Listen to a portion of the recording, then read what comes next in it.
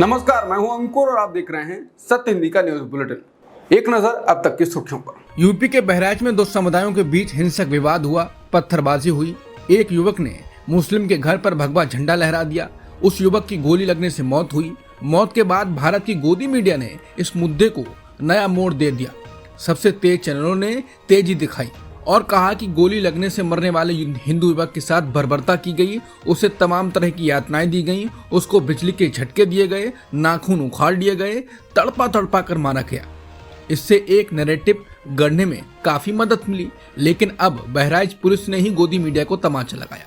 Police ने कहा कि युवक की मौत गोली लगने से हुई थी। उसके साथ क्रूरता किए जाने की बात को झूठी बताते हुए पुलिस ने इसे कुछ लोगों की अफवाह फैलाने की शरारत बताया। बहराइच पुलिस की सोशल मीडिया सेल ने इन अफवाहों को सिरे से खारिज करते हुए साफ किया है कि पोस्टमार्टम रिपोर्ट में मौत का कारण गोली लगने से पाया गया है। पुलिस ने जनता से अपील की है कि अफवाहों पर ध्यान न दें और सांप्रदायिक सौहार्द बनाए रखें। कर्नाटक हाई कोर्ट ने एक धार्मिक मामले में दो लोगों के खिलाफ आपराधिक कार्रवाई को रद्द कर दिया। दोनों ने एक मस्जिद में घुसकर जय श्री राम के नारे लगाए थे। कोर्ट ने कहा कि उनके ऐसा करने से किसी भी वर्ग की धार्मिक भावनाओं को ठेस नहीं पहुंची। कोर्ट का यह आदेश पिछले महीने का है, लेकिन अदालत की वेबसाइट पर इसे 15 अक्टूबर की रात को अपलोड किया गया। कर्नाटक हाई कोर्ट ने अपने एक फैसले में कहा कि मस्जिद में भगवान राम की प्रशंसा में नारे लगाने में कुछ गलत नहीं है। कुछ बड़े वकीलों ने अदालत के इस फैसले की आलोचना की है। मध्य प्रदेश हाई कोर्ट ने पाकिस्तान के समर्थन में नारे लगाने के मामले में एक अभियुक्त को बेल देने के लिए उसे राष्ट्रीय ध्वज को 21 बार सलामी देने और महीने में 2 बार भारत माता की जय के नारे लगाने को कहा। कोर्ट ने अभियुक्त से कहा कि वो मामले की सुनवाई खत्म होने तक भोपाल पुलिस थाने में तिरंगे को सलामी देने और महीने में 2 बार भारत माता की जय नारा लगाए। अभियुक्त फैसल और फैजान को मई में गिरफ्तार किया गया था। नागरिकता अधिनियम पर सुप्रीम कोर्ट का बड़ा फैसला आया है। कोर्ट ने एक्ट की धारा 6A की वैधता को बरकरार रखा। ये धारा असम में प्रवासियों को नागरिकता प्रदान करती है। 17 अक्टूबर को CJI चंद्रचूड़ ने फैसले में कहा कि यह धारा उन लोगों को नागरिकता देती है जो संवैधानिक और ठोस प्रावधानों के अंदर नहीं आते। 6A विधायी समाधान है। बता दें, असम अकॉर्ड के तहत ही नागरिकता अधिनियम में यह सेक्शन जोड़ा गया था। इसके तहत ये प्रावधान है कि 25 मार्च 1971 से पहले असम की सीमा में प्रवेश करने वाले भारतीय मूल के किसी भी व्यक्ति को भारतीय नागरिक ही माना जाएगा। CJI चंद्रचूड़ ने औपचारिक रूप से जस्टिस संजीव खन्ना को भारत के अगले मुख्य न्यायाधीश के रूप में उनकी जगह लेने की सिफारिश की। CJI कार्यालय के सूत्रों के अनुसार केंद्र सरकार को लिखे गए एक पत्र में CJI चंद्रचूड़ ने कहा कि जस्टिस खन्ना को सुप्रीम कोर्ट के शीर्ष पद की जिम्मेदारी संभालनी चाहिए। बता दें, CJI चंद्रचूड़ 11 नवंबर 2024 को रिटायर होने वाले हैं। भारत कनाडा विवाद थमने का नाम नहीं ले रहा है। कनाडाई प्रधानमंत्री जस्टिन ट्रूडो ने भारत पर हरदीप सिंह निज्जर की हत्या में शामिल होने के आरोप लगाए और साथ ही कहा था कि भारत ने ऐसा करके बड़ी गलती कर दी। हालांकि ट्रूडो ने यह भी स्वीकार किया है कि पिछले साल जब उन्होंने खालिस्तानी आतंकी हरदीप सिंह निज्जर की हत्या में भारतीय सरकारी एजेंटों के शामिल होने का आरोप लगाया था, तब उनके पास कोई ठोस सबूत नहीं थे, सिर्फ खुफिया जानकारी थी। जस्टिन ट्रूडो ने बुधवार को कहा था कि स्पष्ट संकेत थे कि भारत ने कनाडा की संप्रभुता का उल्लंघन किया था। ट्रूडो का यह बयान तब सामने आया जब दोनों देशों के बीच का तनाव काफी बढ़ गया है, इतना कि दोनों देशों ने एक दूसरे के राजनयिकों को देश से निकाल दिया। ट्रूडो ने कहा कि उन्हें निज्जर वाले मामले में 5 आइज सहयोगियों से खुफिया जानकारी मिली थी।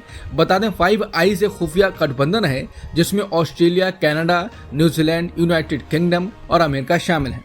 ट्रूडो ने कहा कि भारत सरकार के एजेंट कनाडा की धरती पर एक कनाडाई की हत्या में शामिल थे। उन्होंने आगे कहा कि हमारी सरकार का तत्काल दृष्टिकोण भारतीय सरकार के साथ बातचीत करना था।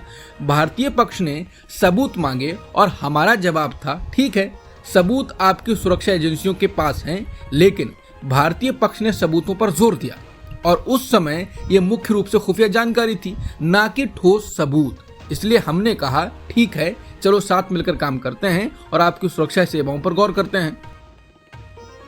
कनाडा के प्रधानमंत्री जस्टिन ट्रूडो की कनाडा जांच आयोग के सामने गवाही देने के बाद भारत के विदेश मंत्रालय ने देर रात एक बयान में अपने रुख की पुष्टि की। विदेश मंत्रालय ने गुरुवार को कहा कि उसने जो सुना है वो नई दिल्ली के लगातार रुख की पुष्टि करता है, जो हम लगातार कहते आ रहे हैं।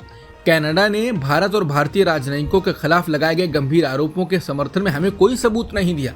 विदेश मंत्रालय के प्रवक्ता रणधीर जायसवाल ने कहा कि इस अभद्र व्यवहार से भारत कनाडा संबंधों को जो नुकसान हुआ है उसकी जिम्मेदारी अकेले प्रधानमंत्री ट्रूडो की है।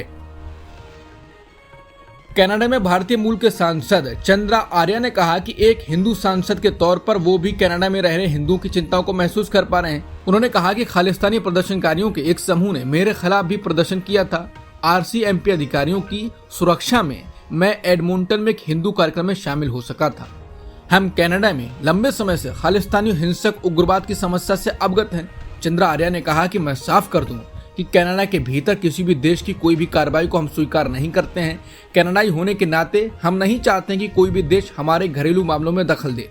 इसमें खालिस्तानी उग्रवाद से जुड़े मामले भी शामिल हैं। भारतीय मूल के सांसद ने कहा कि खालिस्तान एक कनाडाई समस्या है और इसे सही करना हमारी सरकार और कानून की जिम्मेदारी है।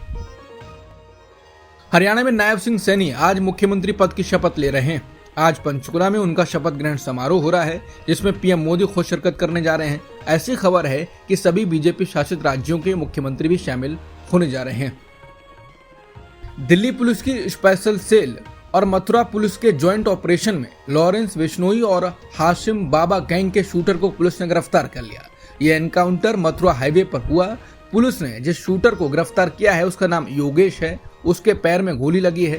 राजधानी दिल्ली के ग्रेटर कैलाश में 12 सितंबर को जिम संचालक नादिर शाह की हत्या के मामले में भी पुलिस को उसकी तलाश थी। योगेश नादिर शाह की हत्या के मामले में मुख्य शूटर था। इजरायली सेना IDF का कहना है कि उन्होंने दक्षिणी लेबनान में हिजबुल्लाह बटालियन कमांडर को मार डाला। एक ऑपरेशन अपडेट में IDF का कहना है कि हुसैन मोहम्मद औदा कई शहरों से इजराइल पर रॉकेट हमले के लिए जिम्मेदार था। इजराइल के कान न्यूज आउटलेट के अनुसार लेबनान से उत्तरी इजराइल के ऊपर गलील क्षेत्र में लगभग 30 रॉकेट दागे गए हैं। रिपोर्ट के अनुसार कुछ रॉकेटों को रोक दिया गया है, जबकि बाकी खुले इलाके में गिरे हैं। वहीं हिजबुल्लाह ने यह घोषणा की है कि उसने जहां पर इजरायली सैनिक इकट्ठे थे उस सभा को निशाना बनाया है। हालांकि अब यह जानकारी नहीं आ रही है कि दोनों घटनाएं संबंधित हैं या नहीं। भारत बनाम न्यूजीलैंड के बीच पहले टेस्ट मैच में लंच ब्रेक तक भारतीय टीम मुश्किल स्थिति में आ गई। भारत ने महज 34 रन के कुल स्कोर पर अपने 6 विकेट गंवा दिए। बारिश से बाधित इस टेस्ट मैच में भारतीय कप्तान रोहित शर्मा ने टॉस जीता और पहले बल्लेबाजी करने का फैसला किया। अब तक की सुर्खियों में इतना ही। बाकी खबरों के लिए बने रहिए सत्यहिंदी.com के साथ।